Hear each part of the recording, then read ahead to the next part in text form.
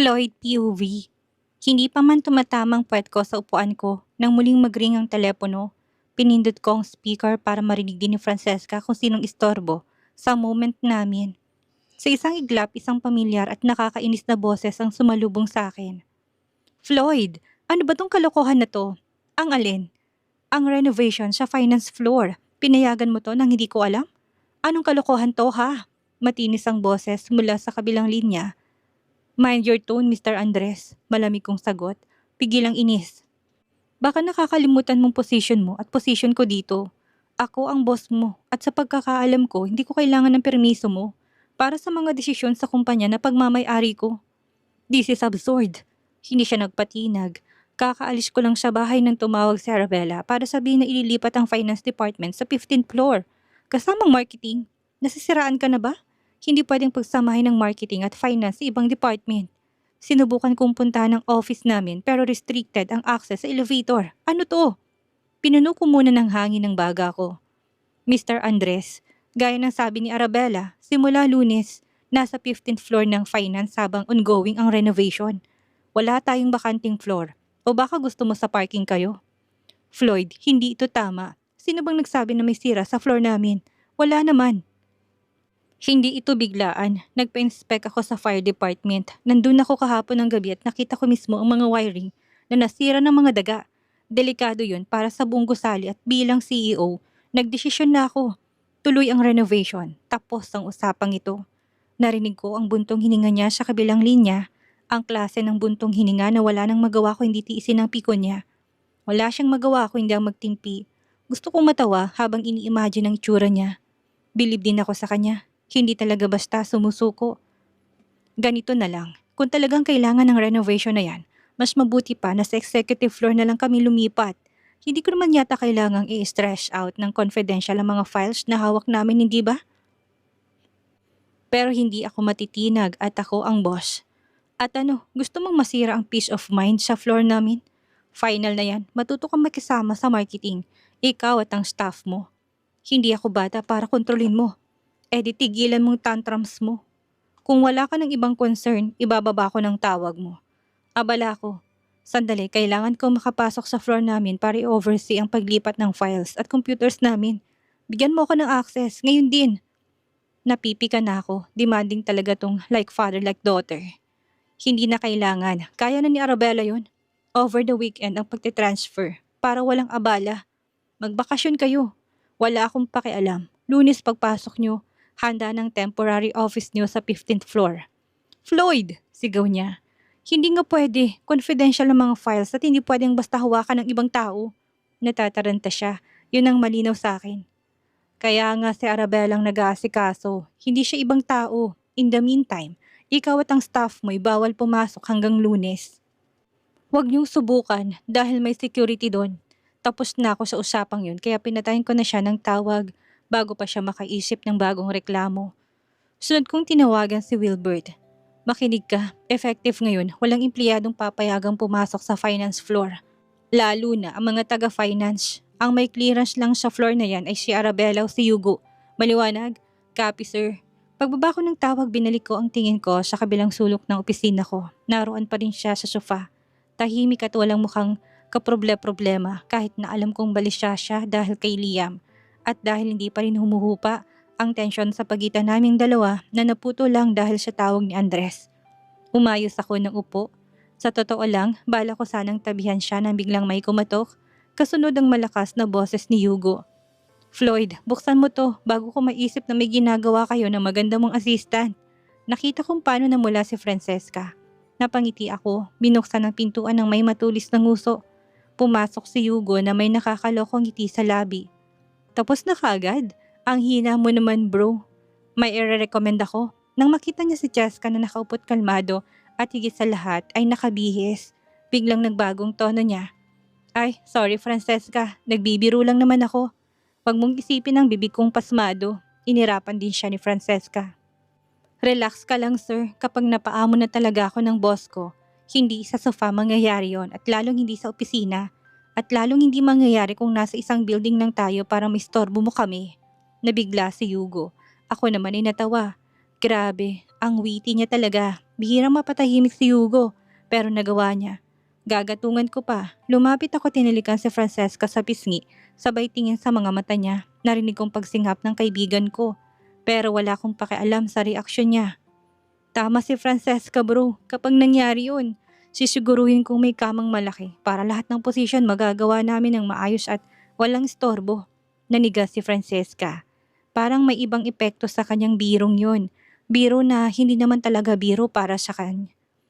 Hindi ko alam kung ano ang sumanib sa akin. Hindi ko na napigilan ang bugso ng damdamin ko at yumuko ako para halikan siya.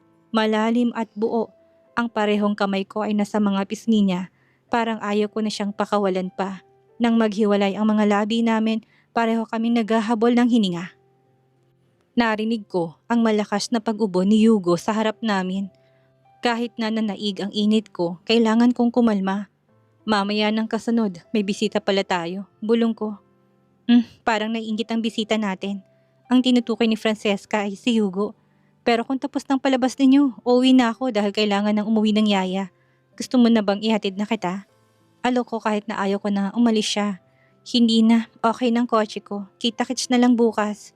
Tumayo siya at hindi na sinaradong pinto ng opisina. Para kita pa rin namin siya. Dinampot niya ang bag, susi at phone niya at gumiti kay Hugo. Hindi naman siguro ko makukulong kung sinakal kita ngayon, ano? Singhal ni Hugo sa akin. Halakak ako ng halakak, napuno ng opisina ko ng tawa ko. Wala nang atrasan to. Tapos na ang laban. This time, sigurado na ako nahulog na ako kay Francesca Moretti. Minsan talaga may mga bagay na wala sa kontrol ko. Napatunayan ko yan ngayon. Cheska, POV. Paglabas ko ng opisina ni boss, hindi pa rin ako makapaniwala sa nangyari. Parang panaginip na hindi pero isa lang ang sigurado ko. Kung panaginip man yun, napakasarap na panaginip naman nun. Nag-drive na ako pa uwi. Mabuti na lang at hindi ako naipit sa traffic. May ilang minuto pa kasi bago ang rush hour nang umalis ako sa opisina. Gusto ko na talagang makita ang anak ko. Pagdating ko sa bahay, sinalubong ako kaagad ni Liam. May sipon pa rin siya pero masigla at bumalik ng dating ligalig at sigla. Mommy! Halos lumobo ang puso ko sa sobrang tuwa. Baby ko, wala pa si Danica kaya kami na muna ni Ate Divina ang nag-uusap. Tamang ang best friend ko, isa siyang biyaya sa amin. Halos handa ng lahat pati ng hapunan. Pati si Liam ay nakapagpalit na at naghapunan. Nabigyan na rin ng gamot. Ate Divina, hindi ko alam kung paano ka pasasalamatan. Buti na lang at available ka para sa amin. Tinapik niya Ate Divina ang kamay ko saka umiling. Napakabait na bata ni Liam, Cheska. Sa totoo lang, isa siya sa mga pinakamabait na inaalagaan ko. Masutil pang ang best friend mo noong bata. Hindi siya mahirap alagaan kahit na may sakit. Nang tawagan ako ng nanay ni Danica para daw alagaan ang apo niya, natuwa talaga ako. Akala ko nga anak na ni Danica. Madalas kasi ako mag-isa sa bahay. Siyang tunay, tinuturing na ni Mrs. Frida Geronimo na tunay na apo si Liam kahit hindi naman niya kami kadugo. Nakakatuwang isipin na pinagpala kami ng ganitong klase ng suporta kahit na nasa trabaho kami ni Danica. Napakabait talaga ni Mrs. Geronimo. Hindi ko na nga lang alam kung gaano nakahabang utang ko sa pamilya ni Danica.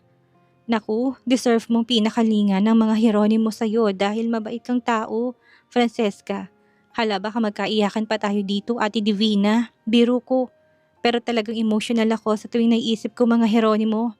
Sige na, maligo ka na. Ako na munang bahala kay Liam. Alok niya sa akin. Hindi ko tatanggihan ang alok niyang yon. Pagkatapos ng mahabang araw, ang mainit na tubig galing sa shower at ang paborito kong bath gel na yata ang pinakamagandang solusyon sa lahat ng pagod ko. Hindi naman ako matagal maligo. 10 minuto lang ay handa na ako at kasama na si Liam sa sala. Nang dumating ang tita Danica niya, agad na sinalubong ni Liam ang kaibigan ko sa pinto. Gaya ng dati, nag-kiss ang dalawa at inabutan ng pasalubong si Liam. Ano yan? Sweets na naman? Puna ko na pabiro. Danica, mabubulok talagang ngipin ng batutang yan, kakabigay mo ng hilig niyan. Hey, ninang ako ni Liam. May karapatan ako para sirain ang diet at ang ngipin niya. At saka magtututbrush naman kami pagkatapos. Depensa niya habang nakangisi. Pwede ka nang umuwi, Ate Divina. Sige, ingatan yung prinsipe ko ha. Paalala niya sa amin. Nagbago ang isip ko. Alam ko may sumusundo sa kanya at maaga pa naman. Ate, dito ka na lang kumain. Sabayan mo kami. Black chicken ng food. Eat here, Tita Divina. Sigaw ni Liam. Ang ibig sabihin niya ay adobo. Ay baby, hindi mo na ngayon. Sabay halik sa pisngi ni Liam. Napabuntong hininga ako. Ibang klase ang lambing ni Liam kay Ate Divina at ganun din si Ate Divina sa anak ko. May naalala ko. Ate, may pasok ako bukas. Pwede ka ba ulit kay Liam? Biglang sumabat si Danica. Wag na ate, off ako bukas at plano kong ispoil ang inaanak ko buong araw bukas. Is Ninang and Liam's day tomorrow. Tumaas ang kilay ko. Teka, hindi ba darating si Richard? Sinipla ni Danica ang pagtaas ko ng kilay. So anong sinasabi mo? Istorbo tong inaanak ko? Huwag kang mag-alala dahil next week pang dating niya at dito na muna siya magsistay. Kaya bukas, ako na muna kay Liam. At since na may sipon pa ang gwapo kong inaanak, postpone din ang lakad natin. Saka makakapagpahinga sa Ate Divina this weekend. Mukhang plansyado ng lahat. Perfect, kita na lang tayo sa Lunes ate. Okay. Kung kailangan niyo ko, tawagan niyo lang ako. Hinalikan niya ulit si Liam sa pisngi bago tuluyang lumabas. Narinig din namin ang pagandar ng taxi sa labas. Hindi naman malayo ang bahay ni Ate Divina. At sa pagkakaalam ko, pamangkin niyang kinokontrata niyang sumusundo sa kanya kada uuwi siya. Naligo na muna si Danica. Tapos sabay na kaming nag-dinner. Ang sarap ng adobo ni Ate Divina. Nantulog na si Liam. Naglinis na kami ng kusina at nagkwentuhan na rin sa mga ganap namin sa araw na yon. Kinuwento ko sa kanyang nangyari sa amin sa opisina. Pagkatapos kong magkwento, mataman niya akong tinitigan. Parang may gusto siyang sabihin na ewan o baka ako lang ang napapraning. Danica, parang mali yata ang ginagawa ko. Hindi ko na dapat pinatulan si boss. Anong gagawin ko ngayon? Isa pa itong katawan ko.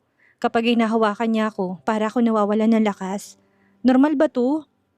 Palatak ni Danica. Ano man ang nararamdaman mo, hindi yan pagkakamali, okay? Ang mali ay nung may pasumpa-sumpa ka pa na wala ka ng lalaking papayagan na pumasok sa buhay mo. Let's face it, ang pogi ng boss mo at hindi lang siyang pogi.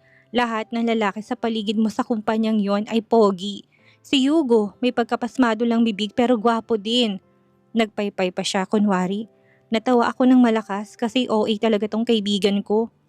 Iba kasi talaga si Floyd, Danica.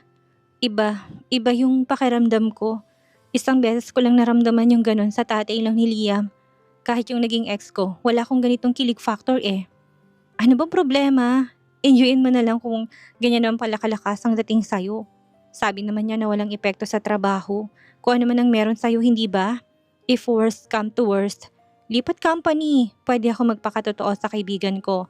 Kaya walang pag-alinlangan kong inamin ang tunay kong nararamdaman. Natatakot ako, feeling ko nahuhulog na ako sa boss ko. At alam naman natin na ang layo ng agwat naming dalawa.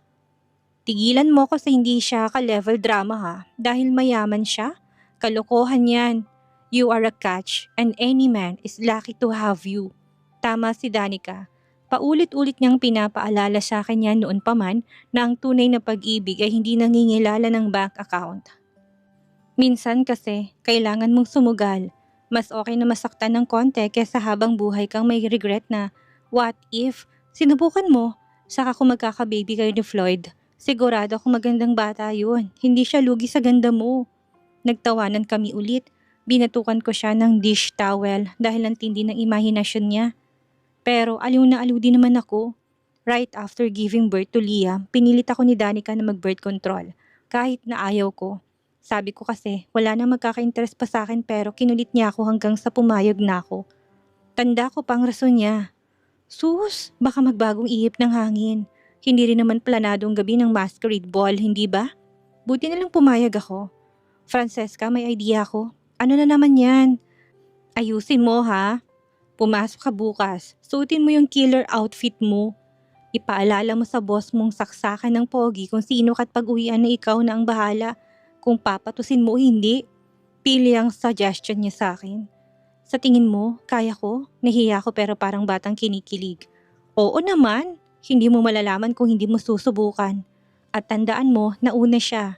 Bale, pinatulan mo lang siya. Itaas mo bandera natin mga alpha females. Kapag pep talk talaga, forte ni Danica yan. Ngumiti na rin ako. Ini-imagine ko nang mangyari bukas. Tulungan mo akong mamili ng isusuot ko. Kahit hindi mo hilingin, yun talagang gagawin ko. Bibihisan kita ng sobrang deadly beautiful. Yung tipong pati birth certificate niya makakalimutan niya. Sabay kaming pumasok sa kwarto ko para simulan ng Oplan Floyd. Gigil na gigil si Danica na mamili ng outfit ko bukas. Parang susuong ako sa gyera pero kailangan daw slay ako at ready. Pagdating ko sa bahay ng boss ko, hindi ko maiwasang mapahanga. Pagpasok ko pa lang sa exclusive subdivision, na-impress na ako kaagad.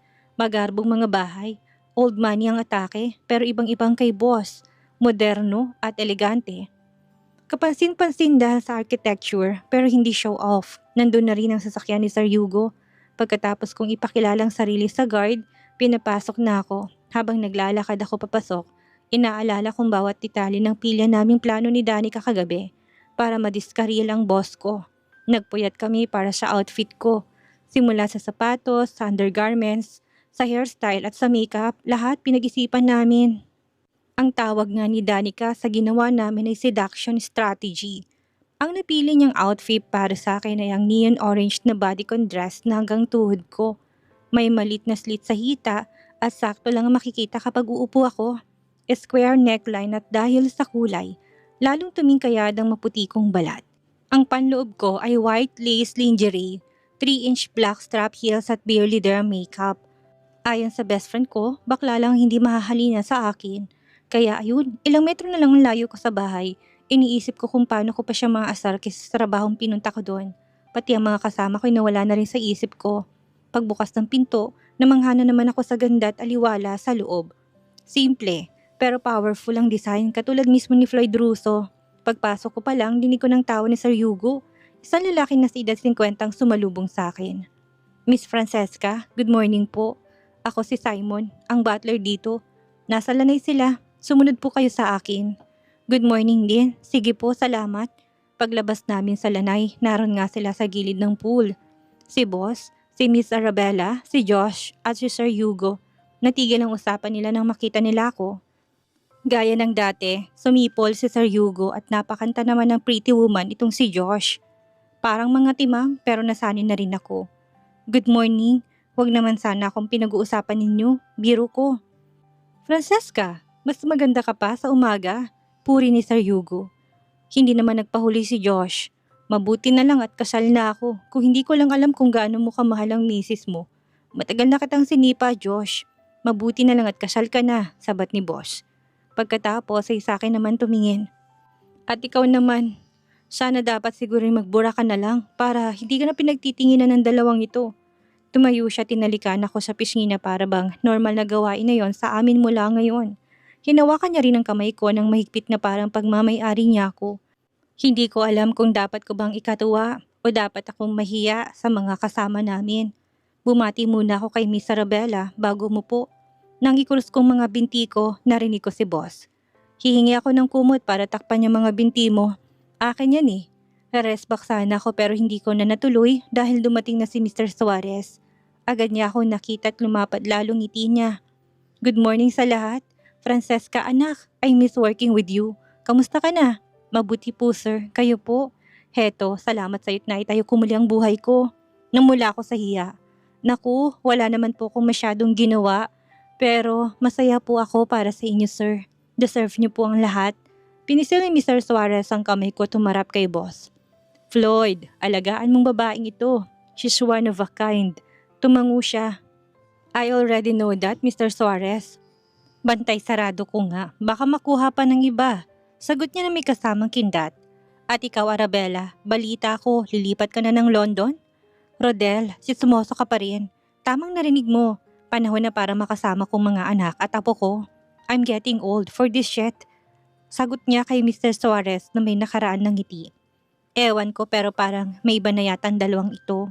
Iniisip ko pa sana kung may past ang dalawa. Pero narinig kong binanggit ni boss ang pangalan ko. Kaya bumalik ako sa kasalukuyan. Si Francesca ang nagsabi ng ganito din ang nangyari sa'yo. Siyang nagmungkahi na kausapin ka namin. That's right, matalik kaming magkaibigan ng yumao mong ama.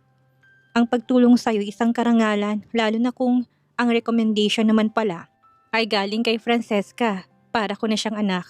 Siya ang nakakita ng discrepancy ng account ko. Ni hindi ko nga napansin yon hanggang sa tinulungan niya ako magrepaso. ng mga dokumento. Minsan talaga kailangan ng fresh set of eyes para makita mga bagay na hindi napapansin ng mga tagaloob. Paliwanag ko naman, nagtuloy-tuloy ang pag-uusap namin hanggang sa tanghali. Pagsapit ng tanghalian, tinawag na kami ni Simon sa dining area at sabay-sabay kaming kumain. Usapang trabaho pa rin kahit na oras ng pagkain. Actually, nang tumawag ka kahapon, nagkita kami ni Arabella at gumawa na kami ng plano para sa reconstructuring ng finance department. Sabi ni Mr. Suarez, si Rodal lang magpapatupad, dagdag ni Miss Arabella. Paano system approach niyan? Sa Sir Hugo naman ang nagtanong, mula nang mangyari sa akin yon, bumuo ako ng sarili kong team. Ginawa ko ng mission na linisin ng mga anay ng mga kumpanya na pinaghirapang itayo ng mga may-ari. Mamaya pupunta kami sa opisina nyo para kopyahin ng lahat ng finance data at files bawat isa. Ganon din sa accounting at sales dahil magkakasangang dikit yan. Ililipat sila sa bagong floor nila. Ibang klase. Wala ka pa rin kupas, Mr. Suarez. Puri ni boss. Floyd, time is of essence at hindi pwedeng sayangin. Isa lang ang may papangako ko sa'yo. Nagtatrabaho kami ng buong weekend para pagdating ng Lunes maayos at pulido ang lahat. I suggest na mag-hire ka ng key personnel. I recommend Mike Kino. Isa siyang tech whiz. Siyang nag-install ng spyware sa lahat ng company computers mo. Pero ipapasok mo siya bilang low-tier IT staff. Low-key maintenance guy. Whiz siya? Hindi ba? Bakit hindi na lang head ng IT? No, kapansin-pansin yun. Babala ni Mr. Suarez. Low profile dapat lahat ng bagong hire. Magdagdag ka rin ng janitor at maintenance staff sa bawat floor. Nagtaka si Sir Hugo. Para saan naman?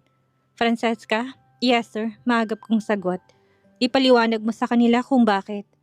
Ang mga ganitong position kasi kadalasang hindi pinapansin. Pero ang totoo, silang nakakakita at nakakarinig ng lahat. Sa kaso ni Mr. Suarez, ang cleaner pa ngang nakakaalam kung saan dinadala ng accountant niyang nakukulimbat na pera. Tumango si Mr. Suarez. Parehong presko pa sa isip namin. Ang naging problema niya, ang cleaner na yon na nagbigay ng ebidensyang kailangan ko. Floyd, sa maniwala ko sa hindi. Ngayon, personal assistant ko na siya at malapit nang magtapos sa UP. Matalino mga gaya nila pero hindi lang natin napapansin. Ang husay, sabat naman ni Josh na kanina pa nakikinig. Tama ka Francesca, marami mga feeling hotshot sa office pero ang tunay na matatalino ay nasa tabi-tabi lang. Sige, magtrabaho na tayo. Utos ni boss. Mr. Suarez, kay Hugo maibigay ang listahan ng bagong hires. Make sure na walang makakahalata na planted sila, okay? Walang problema. Sa Rex, sa HR ang bahala. Mapagkakatiwalaan natin yon. Pero stage ang hiring ha. Magpo-post tayo ng hiring sa website para hindi halata. Good, sabi ni boss. Ang hiring at coordination ay sayo na. Nagtungo lahat sa opisina pagkatapos naming mananghalian para simulan ng paglilipat at pag-aayos. Pero kami ni boss ay naiwan sa bahay niya para repasuhin ang mga bank statements na may problema. At talaga namang hindi biro ang mga kailangang gawin para doon.